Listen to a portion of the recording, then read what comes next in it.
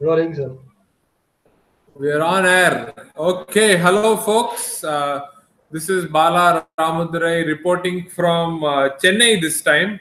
Siddharth and Nitin also we have, and Supra's half face is also part of this session. Mr. Curio isn't there. Maybe can you see me better? No. Okay. So we are live from Chennai because we have a whole bunch of NPTEL learners who are very interested in the subject of design thinking. So we gathered a whole bunch of them. You can see behind me. We're even recording it. We're doing all sorts of cool stuff. This is going to be a live session in every which way. So not only are people logged on from wherever they are online, plus we also have people live right behind me. Say hello, everybody. Hello. There, you heard them all. Okay. So this is going to be some of the questions that we are going to start off with are from questions from some of the folks that you see behind us, behind me, that's the story. Siddharth, if there are any questions from the live feed, also please let me know so Sure. that I can. Sure, sir. Firstly, welcome to all the viewers who are live watching us, and thanks for coming. And also, Bala sir, you're always full of surprises. You just went to Chennai 2 days ago, and you're with 14 people See, behind look at you. all this. Wow. And all. What is the secret of this, Bala? Please share it. Is I applying design thinking principles here as well? Oh yeah, empathy comes when you are face to face with customers. Yes. Or with people whom if you're trying to learn design thinking, you have to be in front of people who want to learn design thinking. So here I am. Right. And that you are walking the talk. Very great. Oh, thanks, man. Thanks a lot. So, sir, yes, I have been receiving these questions from your folks sitting behind. Okay. So, I would like to ask these questions from the student community, like always again, and I would like to answer them for our viewers who are live on YouTube. Okay. So, as whenever you want to start, I'd like to start with the question, sir. Okay, I'm all set. You can start, Siddharth. Right, sir. So the first question I have is, in certain cases where there are two blocks, say hospital plus patient, some criteria may be happy for patient, which may not be for hospital, and vice versa. In such condition, who will be satisfied first? Okay.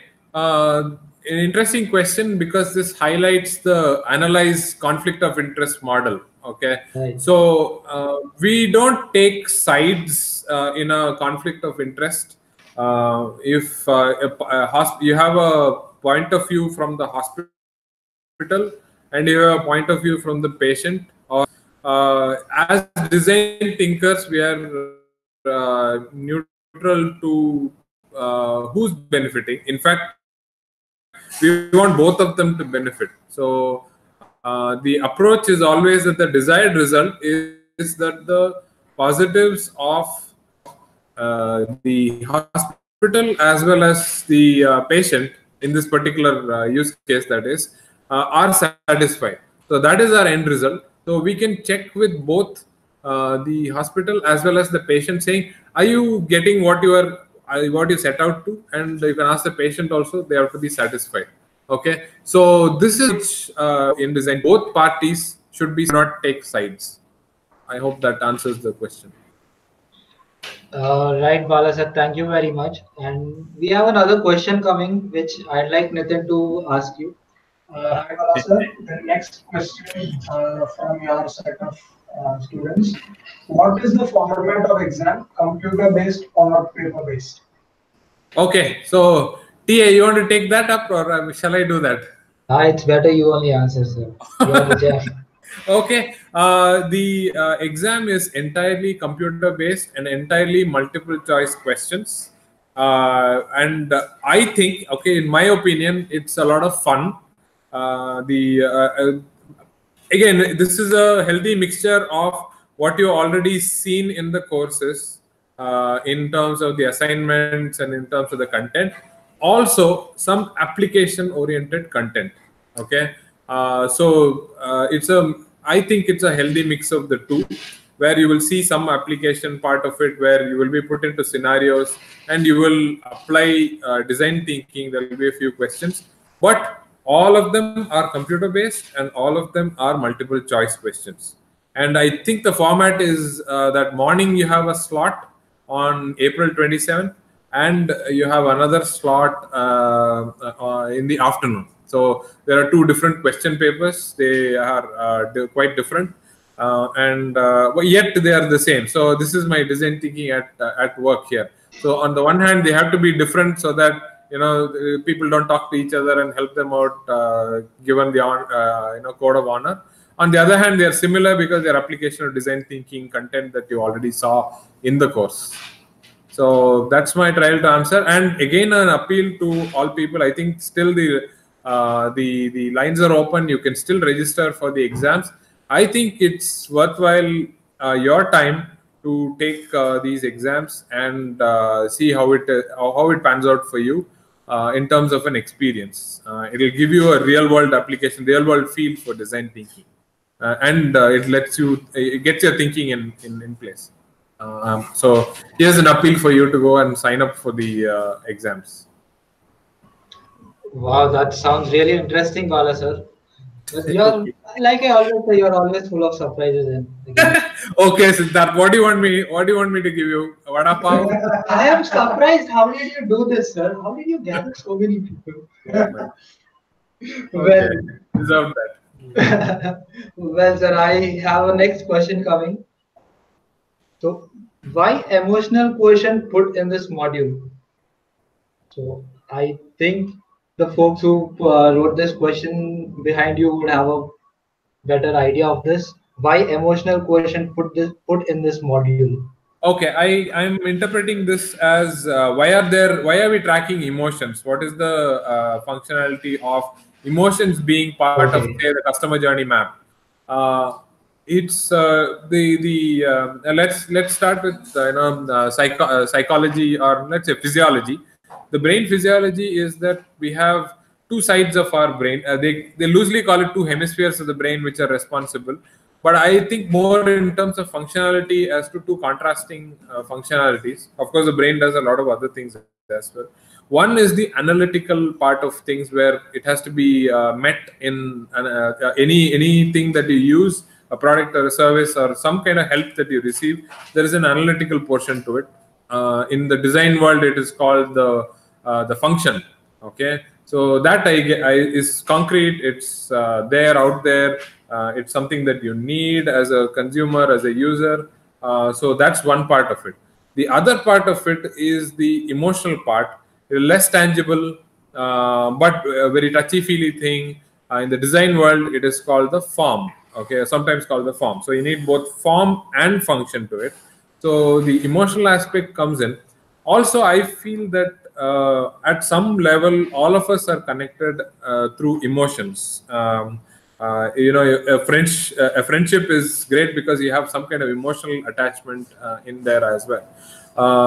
Another aspect of it is the fact that in terms of memory, I remember this, that when a friend of mine was telling me a joke, okay, it was I don't want to tell the joke, but it was really funny, okay, and when I recalled that joke years later, I remembered everything that was around me, all that exact scene, that place I was, the smell that I was smelling, all that came to me when the joke was uttered. So it was an intense feeling of laughter, happiness, but it helped me remember the location to an extent that it's almost scary that I remember to such a detail. So I think emotions have a bigger role, a deeper role to play, and that's why is the reason why we have this emotional point of view itself in the customer journey map. So you need to track it both in terms of emotions as well as the function itself. Yeah, right. That's my trial to answer this. Great, thanks, sir. Thanks, Bala, sir. And I have a few questions coming from our live viewers as well. I'd like to bring one of those questions to you, to your notice. So this comes from Mr. Manoj Nair.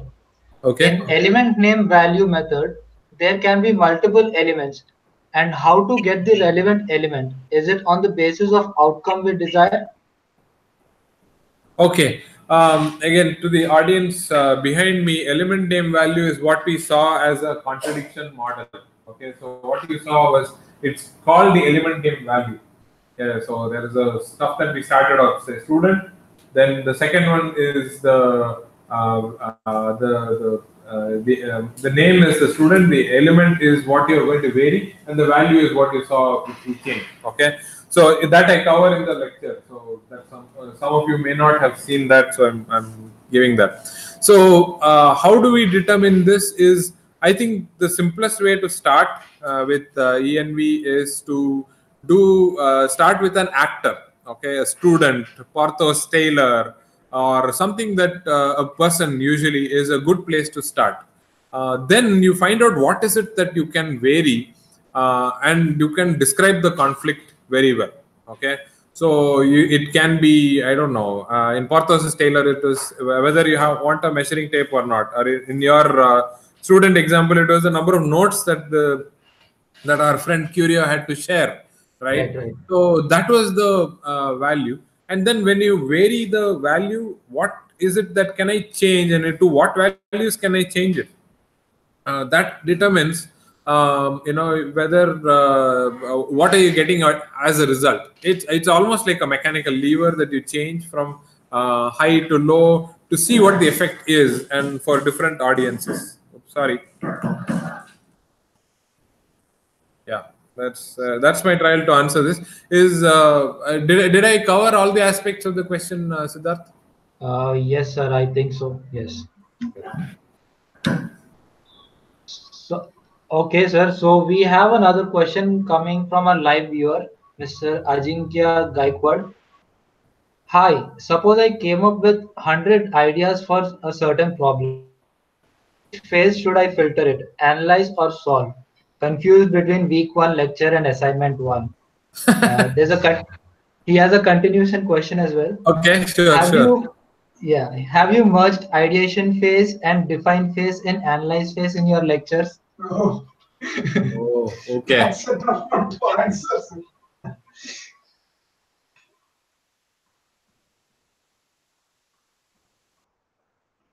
Uh, Bala sir?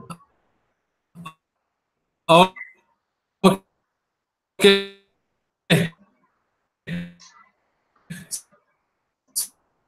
So,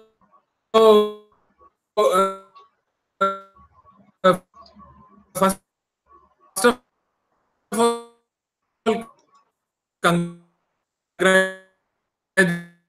Bala sir? congratulations. Bala sir? That Your video and audio is breaking. I would uh, uh, you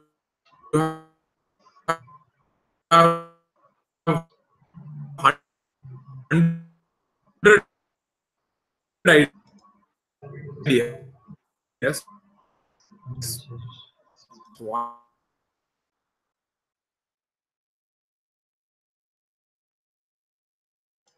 Hi friends, we are really sorry for the interruption.